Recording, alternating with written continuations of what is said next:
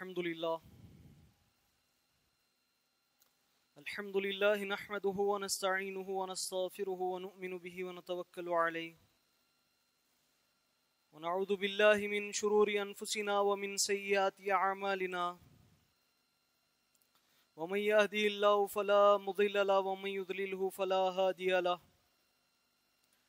ونشهد أن لا إله إلا الله وحده لا شريك له ونشهد أن سيدنا وسندنا وحبيبنا وشفيعنا وشفيقنا ومولانا محمدا عبده ورسوله أرسل الله بالحق كافة للناس بشيرا ونذيرا وداعيا إلى الله بإذنه سراجا منيرا ونصدق أن المهدي الموعود خليفة الله الودود أمر الله مراد الله خليفة الله صلوات الله عليه بعث بين الناس ظهورا وظهيرا وعلى آلهما وأصحابهما أجمعين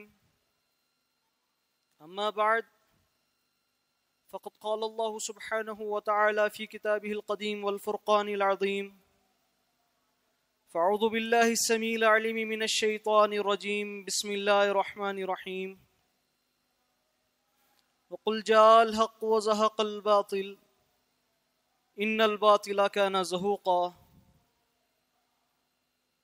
صدق الله العظيم وصدق رسوله النبي الأمين الكريم والمهدي العظيم ونحن على ذلك لمن الشاهدين والشاكرين والذاكرين والحمد لله رب العالمين.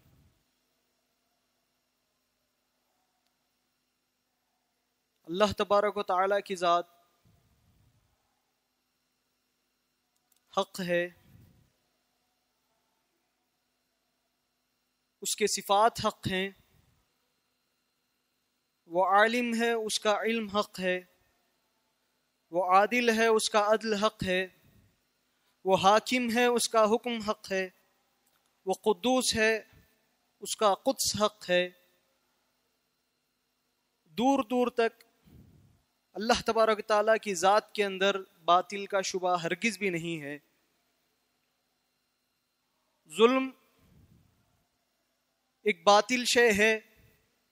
اللہ تبارک تعالیٰ نے جب انسان کو پیدا فرمایا تو انسان کو اللہ تبارک تعالیٰ نے قوت اختیار بھی عطا فرمایا.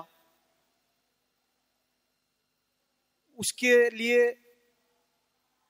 یہ صفت دی کہ وہ اختیار کر سکتا ہے، اس کو مختار بنایا گیا،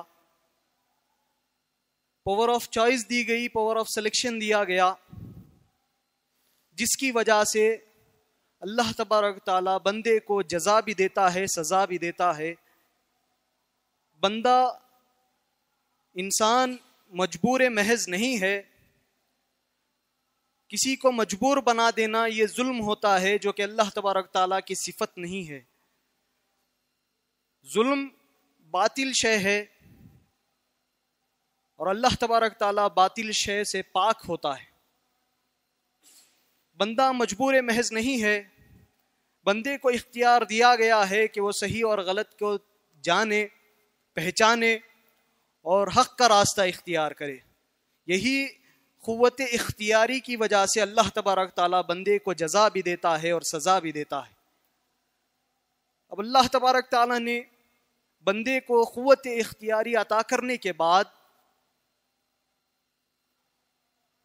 ایسے ہی نہیں چھوڑ دیا، بلکہ بندے کو علم بھی عطا فرمایا.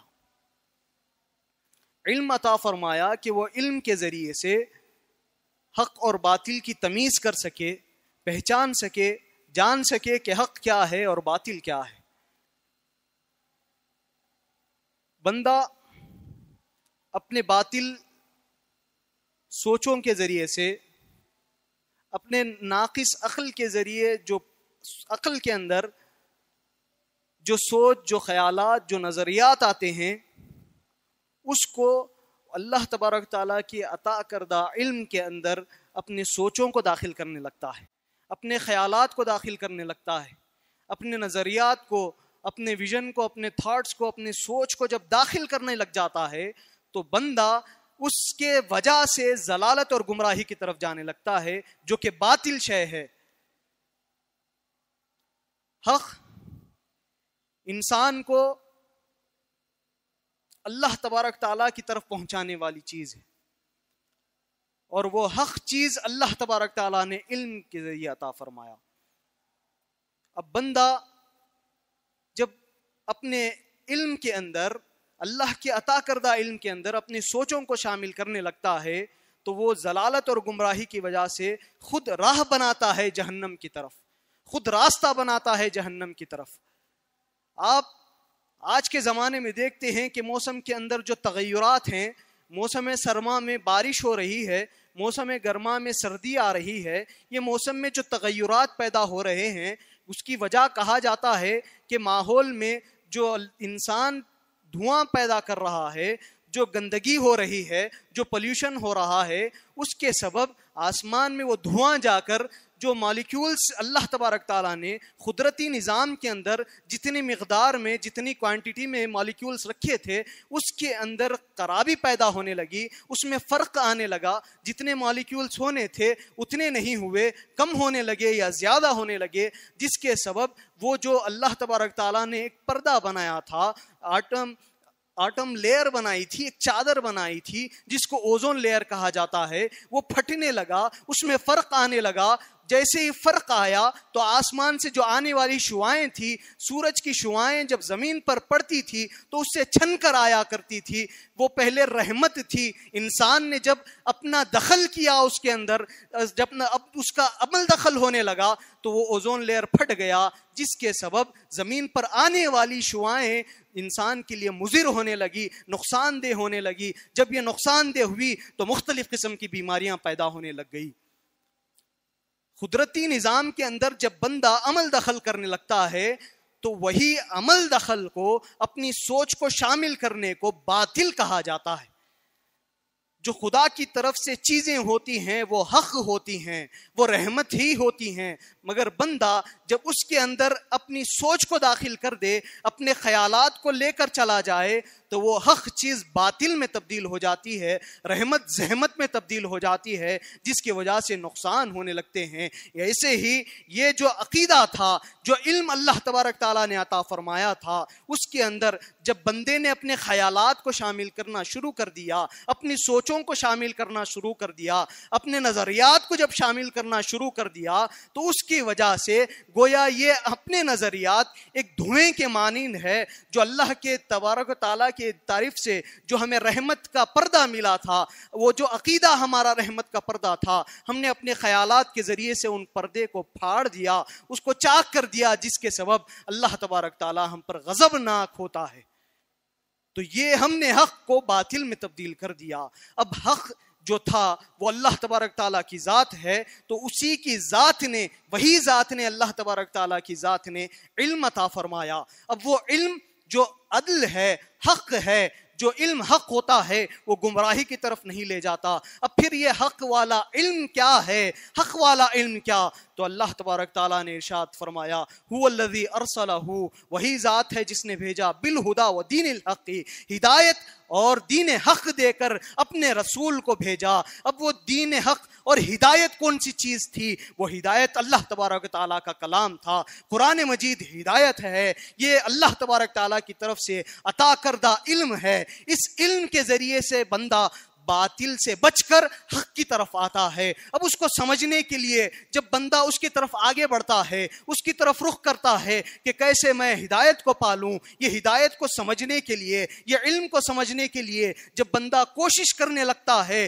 تو خود اللہ تبارک تعالیٰ قرآن مجید میں فرماتا ہے کہ یہدی بہ کثیرا ویضل بہ کثیرا، یہ وہ کتاب ہے جس کو بہت سارے لوگوں کو یہ گمراہ بھی کر دیتی ہے، یضل بہ کثیرا و یہدی بہ کثیرا، اور بہت سے لوگوں کو ہدایت بھی دینے والی کتاب ہے۔ تو ہم نے پوچھا، اے اللہ بتا وہ کون سا طریقہ ہے کہ یہ ہدایت کو ہم حق سمجھیں اور یہ ہدایت کے ذریعے سے ہم ہدایت حاصل کریں؟ تو اللہ تبارک تعالیٰ نے کہا کہ تم علم ان سے سیکھو جس کو میں نے علم دیا ہے، جس سے وہ میں نے علم دیا، اس کے اگر آپ علم سیکھیں گے تو آپ ہدایت پر ہوں گے، آپ حق پر ہوں گے۔ جو اپنی طرف سے باتوں کو شامل کریں گے، ان کے پاس جا کر اگر آپ علم سیکھیں گے تو گمراہی میں چلے جاؤ گے جو کہ باطل ہے۔ اب آپ دیکھتے ہیں کہ دنیا میں کسی چیز میں کوئی ماہر ہے، کسی چیز کا کسی کو علم ہے، ایک گویا کہ ایک شخص ہے جس کو میک بنانے کا علم ہو، اس کے ہاتھ میں اگر آپ میک دے کر کہیں گے کہ اس کو صاف کرو، اندر دھول جمی ہوئی ہے، اس کے پارٹس کو جدا کرو، اس کے اجزاء کو جدا جدا کر دو، پھر اس کے بعد اندر جو دھول جمی ہوئی ہے اس کو صاف کرو، پھر ترتیب دو، پھر اس کے بعد جمع کر واپس دو، تو جب وہ جمع کر واپس دے گا تو پھر اسی طریقے سے وہ میک کام کرے گا جیسے کہ پہلے کرتا تھا۔ ایک شخص وہ ہے جس کو میک کے تعلق سے کوئی چیز کا علم نہیں ہے، ذرا برابر بھی علم نہیں، اس کے ہاتھ میں میک تھمائیں اور کہیں کہ اس کے اندر دھول ہے، اس کو صاف کرنے کے لیے تمہیں اس کے ٹکڑے ریزہ ریزہ کرنا پڑے گا، جدا جدا کرنا پڑے گا، اس کے اجزاء کو ٹکڑے الگ کرنے پڑیں گے، پھر اس کے بعد دھول صاف کرنی ہوگی، پھر ترتیب دے کر اس کے پارٹس کو جمانا ہوگا۔ جب جما دو گے تو بعد میں تمہارے پاس جب وہ لا کر دے گا، وہ جمائے گا، ترتیب دے گا، لیکن وہ علم جو میک کا علم ہے اس کو وہ الیکٹرانک کا علم نہیں، اپنے خیالات کے ذریعے سے وہ ترتیب دے گا، جس کے سبب جس طریقے سے پہلے میک کام کرتا تھا ویسا میک کام نہیں کرے گا۔ کیوں؟ کیونکہ اس نے اپنے خیالات کو اندر داخل کر دیا۔ علم اللہ تبارک تعالیٰ کی طرف سے جو عطا کیا گیا ہے وہ قرآن ہے۔ قرآن کے اندر قرآن کو سمجھنے کے لیے، ہدایت کو سمجھنے کے لیے انہی لوگوں سے ہدایت سمجھنی چاہیے جن کو اللہ تبارک تعالیٰ نے معمور کیا ہے ہدایت دینے کے لیے۔ اگر کوئی دوسرا آدمی آ کر سمجھانے کی کوشش کرے گا تو وہ اپنے خیالات کو شامل کرے گا۔ اسی بات کو مہدی موعود علیہ السلام نے ان کو علماء سو کہا، کیونکہ انہوں نے اپنے خیالات کو قرآن میں داخل کر دیا تھا، اپنی سوچوں کو قرآن میں داخل کر دیا تھا۔ اب وہ کون ہیں جن سے ہدایت حاصل کی جائے؟ تو کہا ایک کلام اللہ، صاحب کلام اللہ ہیں، ایک صاحب قرآن ہیں، ایک مبین قرآن ہیں۔ ایک صاحب قرآن وہ جن کے ذریعے سے کتاب عطا کی گئی، وہ کتاب لے کر دنیا میں تشریف لائے، وہ نبی کریم صلی اللہ تعالیٰ علیہ وسلم ہیں۔ دنیا میں آپ کا مبعوث ہونا حق تھا، ہدایت کے لیے تھا، لوگوں آنے کے لیے تھا، آپ لوگوں کو ہدایت دینے کے لیے دنیا میں تشریف لائے۔ جب دنیا میں حق عام ہو چکا تھا، پھر اس کے بعد اپنے خیالات کو جب دین میں لوگ شامل کرنے لگے، علماء سو نے جب ہدایت کے اندر، علم کے اندر اپنے خیالات کو، اپنے جو عقل ہے، عقل ناقص کے ذریعے سے باطل باتوں کو جب شامل کرنے لگے تو پھر وہی چیز ہو گئی جو پہلے جاہلیت کے دور میں ہوتی تھی، جب لوگ دنیا میں رہتے دین نام کا دین رہ گیا تھا، دین پر عمل کرنے والا کوئی نہ تھا۔ اس وقت حضور امامنا مہدی موعود علیہ السلام جب دنیا میں تشریف لائے، دنیا میں آپ جیون پور میں پیدا ہوئے 14 جمادی الاولیٰ کو، جب سے ہی آپ پیدا ہوئے، آپ کا پیدا ہونا تھا، کائنات میں ایک آیات گونجنے لگی، ایک آیت گونجنے لگی۔ وہ آیت یہ تھی کہ وہ قل جاء الحق وزهق الباطل ان الباطل کان زہوقا، کہ حق آیا اور باطل مٹ گیا، یقیناً باطل مٹنے والا ہے۔ اللہ تعالیٰ چاہتا تو اس وقت کئی دوسری قرآن کی آیتیں تھیں جو کائنات میں وہ گونج سکتی تھی، اللہ چاہتا تو ان آیتوں کو بھی کائنات میں وہ گونج سکتی تھی آیتیں، لیکن اللہ تعالیٰ نے اسی آیت کا انتخاب کیا۔ ہم نے عقیدت و محبت سے نظر کی کہ آخر کیا بات ہے کہ صرف یہی آیت کا کائنات میں گونجنا، کوئی نہ کوئی تو وجہ ہوگی، کیونکہ اللہ تعالیٰ کی ذات وہ خالی عن الحکمہ نہیں ہے، وہ اس کا کوئی بھی فعل خالی عن الحکمہ نہیں، حکمت سے خالی کوئی فعل نہیں ہوتا، کسی ہر بات کے اندر کوئی نہ کوئی راز پوشیدہ ہوتا ہے۔ بھلا اس میں کیا راز پوشیدہ تھا کہ جب حضور امامنا مہدی موعود علیہ السلام دنیا میں تشریف لائے تو وہ قل جاء الحق وزهق الباطل کی آیت گونجنے لگی۔ تو جب ہم نے تفاسیر کی طرف عقیدت اور محبت سے نظر کیا تو پتہ چلا تفسیر مدارک کے اندر، مدارک التنزیل کے اندر صاحب تفسیر لکھتے ہیں سورہ مجادلہ کے اندر، وَإِذَا يَا أَيُّهَا الَّذِينَ آمَنُوا إِذَا نَاجَيْتُمُ الرَّسُولَ فَقَدِّمُوا بَيْنَ يَدَيْ نَجْوَاكُمْ صَدَقَةً، اس آیت کے ضمن میں کہ اللہ تعالیٰ فرماتا ہے اے ایمان والوں، جب تم نبی سے سرگوشی کرو، نبی سے جب جا کر راز کی بات کرنے کی کوشش کرو، راز کی بات کرنا ہے، فَقَدِّمُوا بین یدی نجواکم صدقہ، سرگوشی سے پہلے، ان سے راز کی بات کرنے سے پہلے، تمہیں جا کر انہیں مسائل پوچھنے سے پہلے اللہ کی راہ میں تمہیں کچھ خیرات کرنا ہوگا. خیرات کرو گے تو بعد میں جا کر تم سوال کر سکتے ہو. جیسے ہی یہ آیت نازل ہوئی، یہ آیت نازل ہونے کے بعد اس کا سبب یہ ہے کہ مشرکین، اس کا شان نزول یہ بیان کرتے ہیں مفسرین کرام کہ مشرکین اور منافقین جو تھے، منافقین جو ظاہری طور پر ایمان لائے تھے، ان کا دل حق پر نہیں آیا تھا. ظاہری طور پر دعویٰ کرتے تھے کہ ہم حق پر آ گئے ہیں. وہ لوگ نبی کریم صلی اللہ تعالیٰ علیہ وسلم سے آ کر بات کرتے اور لوگوں کو یہ بتانا چاہتے تھے کہ دیکھو ہم نبی سے کتنے قریب ہیں. ہم آ کر ان سے سرگوشی کرتے ہیں. جب ایسا دکھاوا کرنے لگے منافقین تو اللہ تبارک تعالیٰ نے کہہ دیا کہ اے ایمان والوں، جب تم نبی سے سرگوشی کرو تو پہلے کچھ خیرات کرو. خیرات کر دینے کے بعد تم جا کر نبی سے سرگوشی کر سکتے ہو، راز و نیاز کی باتیں کر سکتے ہو. یہ آیت نازل ہونا تھا کہ جو منافقین تھے وہ ان کو پاس خدا کی محبت نہیں تھی، حق کی محبت نہیں تھی، بلکہ دولت کی محبت تھی. اللہ آزمانا چاہتا تھا، امتحان لینا چاہتا تھا، دیکھنا چاہتا تھا کہ ان کے پاس محبت خدا کی ہے یا دولت کی ہے. تو کہا جاتا ہے، حضرت علی رضی اللہ تعالیٰ عنہ فرماتے ہیں، ہذہ آیۃ من کتاب اللہ، یہ ایسی واحد آیت ہے جو کتاب اللہ میں ما عمل احد قبلی، جس پر کسی نے عمل نہیں کیا مجھ سے پہلے، ولا يعمل احد بعدی، اور کوئی میرے بعد اس پر عمل بھی کرنے والا نہیں ہوگا. میں واحد شخص ہوں جس نے یہ آیت پر عمل کیا. حضرت علی فرماتے ہیں کہ یا ایھا الذین آمنوا اذا ناجیتم الرسول فقدموا بین یدی نجواکم صدقہ. اس آیت پر میں واحد شخص ہوں جس نے عمل کیا اور میرے بعد کوئی عمل بھی کرنے والا نہیں تھا. چند ہی لمحات کے بعد یہ حکم واپس لے لیا گیا کہ بہت سارے مومنین ایسے بھی ہیں جو غریب ہیں، سرگوشی کرنا چاہتے ہیں. اللہ تبارک تعالیٰ نے وہ حکم واپس لے لیا. حضرت علی نے فرمایا ما عمل احد قبلی، مجھ سے پہلے کسی نے نہ عمل کیا، ولا يعمل احد بعدی، نہ میرے بعد اس پر کوئی عمل کرے گا. میں واحد شخص ہوں جس نے اس آیت پر عمل کیا. اب حضرت علی فرماتے ہیں میرے پاس چند دینار تھے، میں نے اس کو اللہ کی راہ میں خرچ کیا، پھر اس کے بعد آپ فرماتے ہیں خرچ کر دینے کے بعد فسألت رسول اللہ صلی اللہ علیہ وسلم 10 مسائل، میں نے 10 مسائل نبی کریم صلی اللہ تعالیٰ علیہ وسلم سے ایک دینار خرچ کرتا، ایک سوال کرتا، ایک دینار خرچ کرتا، ایک سوال کرتا.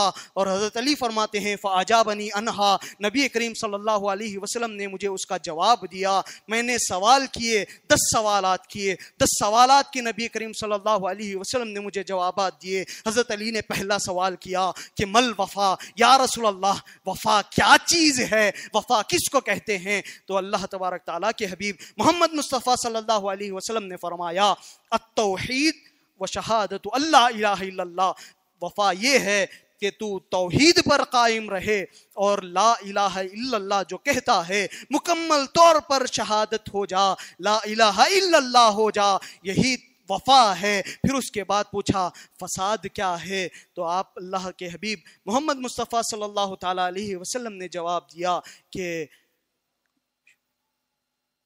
جو فساد ہے الشرک باللہ والکفر باللہ، الشرک والکفر باللہ، شرک اور اللہ کی ذات میں کفر کر دینا، یہ جو ہے فساد ہے، دین کا فساد ہے. پھر جو تیسرا سوال کیا جو اہم سوال ہے، حضرت علی نے پوچھا کہ ومل حق یا رسول اللہ، حق کس کو کہتے ہیں یا رسول اللہ؟ تو حضرت علی نے جیسے ہی سوال کیا تو جواب ملا کہ حق یہ ہے الاسلام، اسلام حق ہے، والقرآن، قرآن حق ہے، والولایہ، اور ولایت حق ہے. 3 سوالات، 3 چیزیں حق ہیں. اس کے آگے بڑھ کر آپ فرماتے ہیں ولایت کہہ کر نہیں رک گئے، اس کے آگے فرمایا الولایت اذا انتہت الیک، جو تجھ پر ولایت ختم کی جانے والی ہے، تجھ سے ولایت ختم کی جانے والی ہے، اے علی ولایت تجھ سے ختم کی جانے والی ہے. اسی وجہ سے مہدوی سید محمد جون پوری مہدی موعود علیہ السلام کو خاتم ولایت محمدیہ کہتے ہیں. ہمارا عقیدہ دلائل ظنیہ پر نہیں، دلائل قطعیہ پر ہے. دلیل قطعی ہمارے عقائد کی بنیاد ہے، ہم دلیل قطعی پر ایمان ہمارے عقائد ہیں. تو حضرت علی رضی اللہ تعالیٰ عنہ کو کہا کہ حق اسلام ہے، قرآن ہے اور ولایت ہے. اسلام آیا تو حق ساری دنیا میں مغلوب ہوا. پھر اس کے بعد کہا قرآن حق ہے، تیسرا ولایت حق ہے. قرآن آ چکا تھا، اسلام آ چکا تھا، اب ولایت آنے کی باری تھی. جیسے ہی ولایت دنیا میں تشریف لائی، جو ذات سید محمد جون پوری مہدی موعود علیہ الصلوۃ والسلام ہے، جیسے ہی خاتم ولایت محمدیہ دنیا میں تشریف لائی، وہ ذات آتی، جیسے ہی ذات دنیا میں آئی تو اللہ تبارک تعالیٰ نے جو نبی کریم صلی اللہ علیہ وسلم نے فرمایا تھا کہ حق ولایت ہے، حق ولایت ہے، اس کو ساری دنیا میں پھیلانا تھا. اس لیے اللہ تبارک تعالیٰ نے اس آیت کو ساری کائنات میں وہ آیت گونجنے لگی، ساری کائنات میں وہ آواز کو، وہ آیت کو پھیلا دیا. کہا کہ قل جاء الحق، حق آیا ہے، کیونکہ نبی نے فرمایا ہے کہ ولایت حق ہے، اسی لیے صاحب ولایت تشریف لا رہے ہیں. اب وہ آیت گونجے ساری دنیا میں، ساری کائنات میں کہ حق آ رہا ہے. تو کہا قل جاء الحق وزهق الباطل ان الباطل کان زہوقا. حق آیا، باطل مٹ گیا، یقیناً باطل مٹنے والا ہے. اور ہمارے مہدوی جو بزرگان دین تھے ان پر الزام لگائے گئے، ہمارے اوپر الزام یہ عائد کرنے لگے کہ عقائد ہمارے باطل چیزوں پر ہیں، ہمارے عقائد دلائل ظنیہ پر ہیں. جب یہ ہم پر الزام عائد کرنے لگے، افترا بازی ہونے لگی، تو ہمارے بزرگان دین نے ایک طریقہ اختیار کیا. کہا کہ حضرت حضور اکرم صلی اللہ علیہ وسلم نے فرمایا ہے کہ حق اسلام ہے، حق قرآن ہے. تو عشاء کے بعد ہم جو تسبیح کہتے ہیں وہ حق کو بیان کرتا ہے کہ دیکھو حقیقت میں جو یہ قوم ہے وہ اسی حق پر ہے، جو اس میں آئے وہ حق پر ہے، جو اس سے دور ہو جائے وہ باطل ہے. یہ بتانے کے لیے مہدی موعود علیہ الصلوۃ والسلام کے جو تابعین تھے، تبع تابعین تھے، بزرگان دین نے وہ طریقہ عام کیا. عشاء کے بعد لا الہ الا اللہ محمد رسول اللہ کہتے ہیں. یہ لا الہ الا اللہ محمد رسول اللہ کہنا کیا ہے؟ اسلام ہے. اللہ الہنا محمد النبینا کہنا کیا ہے؟ یہ اسلام ہے. یہ دو چیزیں، دو کلمے، دو باتیں، ایک بات دو کلموں میں آ گئی، دو جملوں میں آ گئی، دو جملے بنے تو دو جملوں میں اسلام کو واضح کیا گیا کہ ہمارا الہ خدا ہے، ہم خدا کو چھوڑ کر کسی کو الہ نہیں بناتے. ہمارے آخری نبی محمد مصطفیٰ صلی اللہ علیہ وسلم ہیں. پھر اس کے بعد جو حق کہا تھا وہ ولایت اور قرآن کو کہا، تو حق ولایت اور قرآن ہے. تو ہم نے کیا کیا؟ القرآن والمہدی امامنا کہا. جو حق چیز ہے وہ قرآن ہے، جو حق چیز ہے وہ ولایت ہے. ہم حق قرآن کو بھی لیتے ہیں، صاحب ولایت کو بھی لیتے ہیں، ان کو ہم امام بناتے ہیں اور ہم کہتے ہیں کہ آمنا و صدقنا، ہم نے ان پر ایمان لایا اور ان کی تصدیق کی. یہ حق ہے، جو اس سے دور ہو جائے وہ باطل پر جانے والا ہے. جو حق پر آتے ہیں وہ خدا تک پہنچنے والے ہوتے ہیں. حضرت بندگی میاں قاضی قادن رضی اللہ تعالیٰ عنہ کے تعلق سے آتا ہے، آپ سندھ کے علاقے کے قاضی تھے. حضور امامنا مہدی موعود علیہ الصلوۃ والسلام کی بارگاہ میں قاضی قادن رضی اللہ تعالیٰ عنہ حاضر ہوتے ہیں. حاضر ایسے ہوئے، پوشاک کیسی تھی؟ کہا جاتا ہے کہ وہ قاضی قادن رضی اللہ تعالیٰ عنہ عامل تھے، عالم عامل تھے، عارف کامل تھے، قاضی عادل تھے. ایسی صفت رکھنے والے قاضی قادن رضی اللہ تعالیٰ عنہ جب حاضر ہوئے تو زنار داروں کی طرح لباس پہن کر آئے، مشرکین اور کافرین کا لباس پہن کر آئے. جب حضور امامنا مہدی موعود علیہ الصلوۃ والسلام کی بارگاہ میں حاضر ہوئے تو حضور امامنا مہدی موعود علیہ الصلوۃ والسلام نے ان کو ان کے نام سے پکار کر مشرف کیا. کہا کہ قاضی قادن تشریف لائیں. کیا بات ہے؟ جب قاضی قادن رضی اللہ تعالیٰ عنہ قریب آتے ہیں تو حضور امامنا مہدی موعود علیہ الصلوۃ والسلام پوچھتے ہیں کہ یہ کیسا لباس پہن کر آئے ہو؟ یہ تو مشرکیوں کا لباس ہے. تو قاضی قادن کہتے ہیں اس کے پیچھے ایک وجہ ہے. وجہ یہ کہ آپ کے پاس بہت سارے لوگ اپنے آپ کو مسلمان کہتے ہوئے تشریف لاتے ہیں، حق سے روگردانی کرتے ہیں، آپ کی ذات حق ہے، آپ کو ماننے والا حق ہے، اور آپ کے پاس آ کر بہت سارے لوگ مسلمان کا تو دعویٰ کر لیتے ہیں، جیسے ہی حاضر ہوتے ہیں، حاضر ہو کر جب دور جاتے ہیں تو قاضی قادن رضی اللہ تعالیٰ عنہ فرماتے ہیں کہ اس کی وجہ سے جیسے ہی دور جاتے ہیں آپ کی مخالفت کرتے ہیں، آپ کی تصدیق نہیں کرتے، جس کی وجہ سے کافر ہو جاتے ہیں۔ بندہ کافر کا لباس پہن کر آیا ہے تاکہ آپ کے پاس آ کر حقیقت میں مومن بن جاؤں، حق پر آ جاؤں۔ تو حضور امام النّا مہدی موعود علیہ الصلوۃ والسلام قاضی قادن رضی اللہ تعالیٰ عنہ کا وہ لباس کہتے ہیں کہ وہ زنار داروں کا لباس تم نکال دو، جیسے آپ لباس وہ زنار داروں کا نکالتے ہیں، آپ فرماتے ہیں کہ اب کرو تصدیق کرو، تو جب وہ تصدیق کرتے ہیں تو مصدق بن جاتے ہیں۔ مصدق بننے کے بعد سندھ کے قاضی سے حضور امام النّا مہدی موعود علیہ الصلوۃ والسلام پوچھتے ہیں، سوال کرتے ہیں کہ آپ کس علاقے کے قاضی ہو؟ کہنے لگے کہ میں سندھ کا قاضی ہوں۔ کہا سندھ ملک میں کس کی حکومت ہے؟ کہنے لگے کہ جام کی حکومت ہے۔ فرمایا جام کس کا ہے؟ کہنے لگے جام خدا کا ہے۔ پوچھا کہ خدا کس کا ہے؟ اب جواب دو۔ تو قاضی قادن رضی اللہ تعالیٰ عنہ خاموش ہو گئے، کہنے لگے کہ یہاں تک میرے علم کی حد تھی، اب آپ جو کہیں گے وہ حق ہے، آپ بیان کریں کہ اللہ تعالیٰ کس کا ہے، خدا کی ذات کس کی ہے۔ تو حضور امام النّا مہدی موعود علیہ السلام فرماتے ہیں کہ خدا اس کا ہے جس کو وہ طلب کرے، جو طلب کرتا ہے خدا کو، خدا اس کا ہوتا ہے۔ تم خدا کو طلب کرو، خدا تمہیں مل جائے گا، خدا تمہارا ہو جائے گا۔ یہ حق ہے۔ جو حق کے راہ پر نکلتے ہیں وہ حق کو حاصل کرنے کے لیے نکلتے ہیں، جو باطل کی راہ بنا کر جاتے ہیں وہ جہنم کے علاوہ اور کہیں نہیں جاتے۔ اور مہدوی جو لوگ ہوتے ہیں وہ حق پر ہوتے ہیں، حق ان کا ایمان ہوتا ہے۔ جو مہدویت سے دور ہوتے ہیں وہ باطل کی طرف جا رہے ہوتے ہیں۔ اسی لیے حضور صلی اللہ تعالیٰ علیہ وسلم نے فرما دیا کہ حق تین چیزیں ہیں، اسلام حق ہے، قرآن حق ہے اور ولایت حق ہے۔ ان تین چیزوں کو تھامے رہو گے تو تمہاری کامیابی اور کامرانی ہے۔ میری امت ہلاک اس وجہ سے نہیں ہو سکتی۔ حضور صلی اللہ علیہ وسلم نے فرمایا کہ کیف تہلک امتی انا فی اولھا، میری امت ہلاک نہیں ہو سکتی کیونکہ میں جس کے شروع میں ہوں، و عیسیٰ ابن مریم فی آخرھا، اور عیسیٰ اس کے آخر میں ہے، عیسیٰ ابن مریم، والمہدی من اہل بیتی فی وسطھا، اور مہدی جو میری اہل بیت سے ہوں گے وہ درمیان میں ہوں گے۔ حضور امام النّا مہدی موعود علیہ الصلوۃ والسلام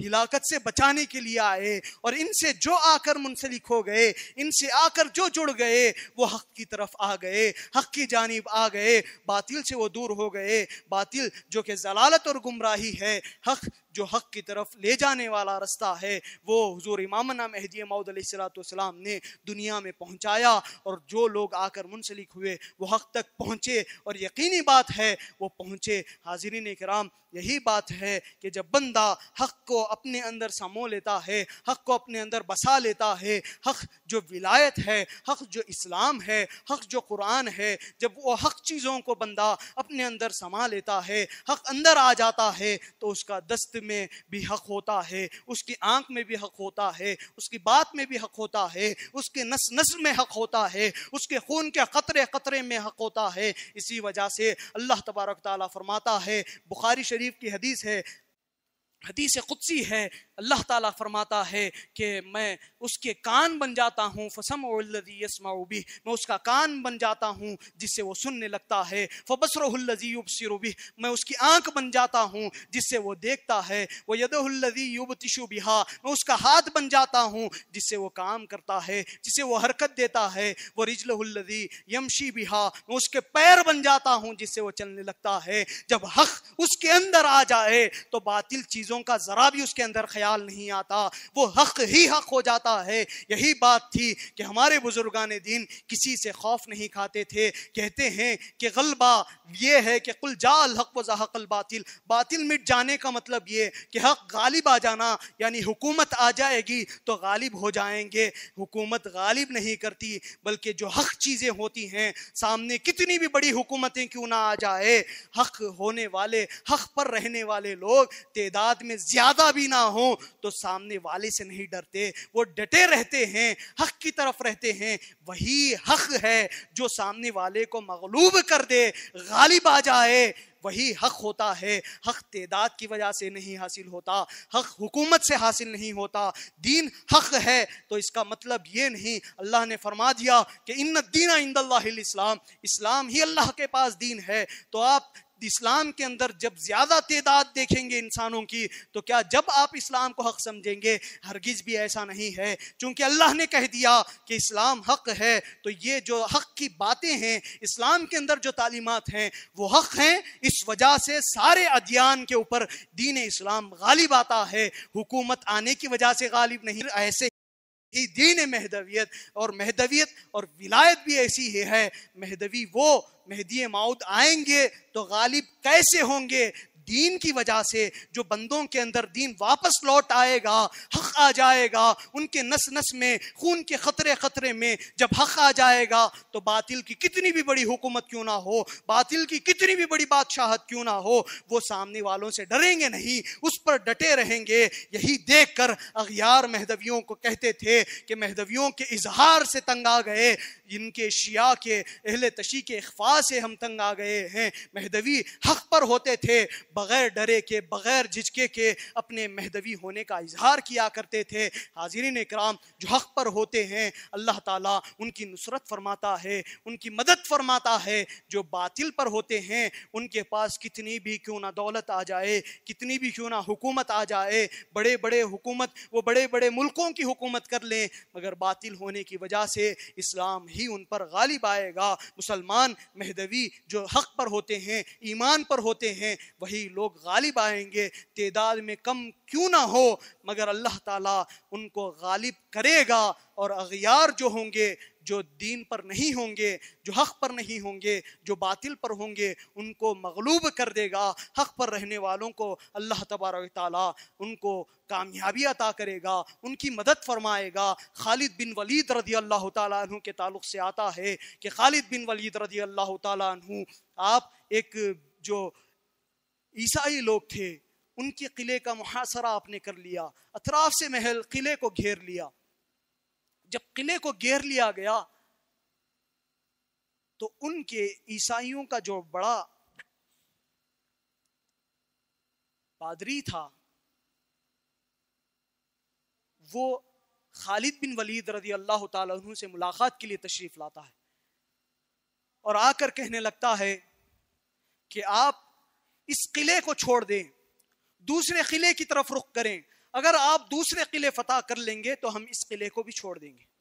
تو خالد بن ولید رضی اللہ تعالیٰ عنہ کہتے ہیں کہ ہم نے اس قلعے کا محاصرہ کیا ہے، ہم اسی قلعے کو فتح کریں گے، دوسرے قلعوں کی طرف نہیں جائیں گے۔ تو حضرت خالد بن ولید رضی اللہ تعالیٰ عنہ کی اس بات کو سن کر وہ بوڑھا جو عیسائیوں کا بڑا تھا وہ کہنے لگا، اپنے ساتھ زہر کی پوڑی لایا تھا، آپ اس کے ساتھ زہر کا اس کے پاس ایک مقدار تھی زہر کی، وہ زہر کو لے کر کہنے لگا کہ اگر تم مجھے یہ محاصرہ جو کیا ہوا ہے قلعے کو چھوڑ کر نہیں جاؤ گے تو میں یہ زہر کھا لوں گا، زہر کھا کر تم پر الزام لگاؤں گا کہ خالد بن ولید اور مسلمانوں نے مجھے قتل کر دیا۔ تو خالد بن ولید رضی اللہ تعالیٰ عنہ مطمئن ٹھہرے ہوئے کہنے لگے کہ جب تک تجھے موت اللہ تعالیٰ نہیں دے گا، موت نہیں آئے گی، تو کتنے بھی تو یہ ہیلے اختیار کر لے، بچنے کی ہیلے اختیار کر لے، اللہ اس وقت تک موت نہیں دے گا جب تک اللہ نہیں چاہے گا، موت جب تک نہیں آئے گی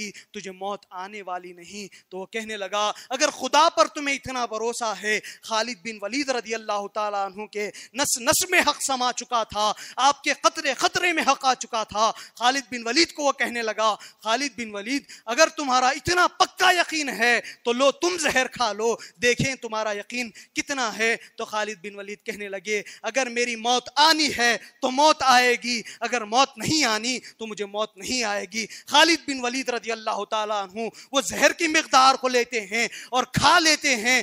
وہ سوچ رہا تھا کہ اب موت آئے گی، اسے جھپٹ کر لے جائے گی۔ خالد بن ولید ویسے ہی ٹھہرے رہے، تھوڑی دیر کے لیے آپ کے جسم پر پسینہ آیا، پھر جب آپ نے پسینہ پوچھا تو وہ سوچ رہا تھا کہ اب وہ گریں گے، مریں گے، مگر دیکھ کیا رہا ہے، خالد بن ولید حشاش بشاش ایسے ہی ٹھہرے ہوئے ہیں۔ تو وہ پادری پریشان ہوتا ہے، فوری اندر جاتا ہے، کہنے لگتا ہے کہ میں ایک ایسی قوم سے مل کر آیا ہوں جو مرنا جسے آتا ہی نہیں ہے، بس زندہ رہنا آتا ہے، اسے مرنا اس نے سیکھا ہی نہیں، بس دوسروں کو وہ ختم کرتے ہیں، ان کو موت نہیں آتی، موت کا خوف نہیں ہے، میں ایسی قوم سے ملاقات کر کے آیا ہوں۔ وہ کہنے لگا کہ میں نے ایک زہر کی مقدار لے کر گیا تھا، وہ زہر اگر ہم پانی میں ملا کر قلعے کے اندر جتنے لوگ ہیں اس کو اگر پانی میں ملا کر سب لوگ اگر بانٹ کر پئیں گے تو سب کو موت آ سکتی تھی، ایک شخص نے وہ سارا زہر کھا لیا مگر موت نہیں آئی، ایسے شخص سے مل کر آیا ہوں۔ ہمیں چاہیے کہ ہم اس قلعے کو حوالے کر دیں ان لوگوں کے اور قلعے سے باہر نکل جائیں۔ خالد بن ولید رضی اللہ تعالیٰ عنہ کے اس جذبہ ایمانی کو اور آپ کے اندر جو حق سمایا ہوا تھا اس کو دیکھ کر کفار اور مشرکین لرز جاتے تھے، آپ کو چھوڑ کر چلے جاتے ہیں، قلعہ حوالے کر کے چلے جاتے ہیں۔ یہ حق ہے، سامنے کتنا بھی بڑا آپ کا مخالف کیوں نہ ہو، آپ کی جان بھی سامنے سے آ جائے، آپ کو جان لینے والا بھی آ جائے، ہتھیار لے کر آئے، آپ کے پاس ہتھیار نہیں، بچنے کا کوئی ذریعہ نہیں، ایسے وقت بھی خدا پر ایمان رکھنا یہ حق ہے۔ یہ تعلیم مہدی موعود علیہ السلام نے دی، چونکہ آپ حق پر تھے، آپ حق کے راستے پر چلانے کے لیے ہمیں دنیا میں تشریف لائے اور اس حق والی ذات خدا تبارک تعالیٰ کی ذات سے ہمیں ملانے کے لیے دنیا میں تشریف لائے، اور آپ آئے تو کائنات میں حق کے چرچے گونجے، سب جگہ حق کی آوازیں گونجنے لگی، ہر جگہ ان لوگوں نے سنا جن کو جذبہ تھا، جن کو جذبہ ایمانی تھا، جن کے اندر تڑپ تھی ایمان کی، جن کے اندر خواہش تھی حق کی طرف آنے کی، ان لوگوں نے اس حق کی آواز کو سنا اور سن کر جان گئے کہ کوئی ایک ایسی ہستی دنیا میں تشریف لائی ہے جو ہلاکت سے امت کو بچانے کے لیے ہوتی ہے، اور وہ ذات حضور امامنا مہدی موعود علیہ السلام کی ذات ہے۔ آپ آئے، دنیا میں تشریف لائے تو حق کی آواز گونجی، قل جاء الحق وزہق الباطل ان الباطل کان زہوقا، اور آپ کی ذات حق والی ذات تھی۔ اسی وجہ سے جو ایمان کی طلب رکھتے تھے، جو اللہ کی طلب میں نکلے ہوئے تھے، ان لوگوں نے آپ کی تصدیق کی اور حق کے راستے پر حضور امامنا مہدی موعود علیہ السلام نے ان لوگوں کو چلایا، اور حق پر چلنے کے بعد وہ لوگ حق یعنی اللہ تبارک تعالیٰ کی ذات تک پہنچے، اور ان لوگوں کو حق جو اللہ تعالیٰ کی ذات ہے وہ نصیب ہوئی۔ اللہ تعالیٰ سے دعا ہے کہ اللہ تبارک تعالیٰ ہم تمام کو حق پر جو پیدا فرمایا ہے، حق قوم کے اندر پیدا فرمایا ہے، اس میں ثابت قدم رہنے کی توفیق عطا فرمائے، اور اللہ تبارک تعالیٰ ہمیں اس حق کے راستے پر چلتے ہوئے ہمیں حق کو جو اس کی ذات ہے اس کو حاصل کرنے کی توفیق عطا فرمائے۔ آمین بجاہ سید المرسلین وما علینا الا البلاغ المبین والحمد للہ رب العالمین۔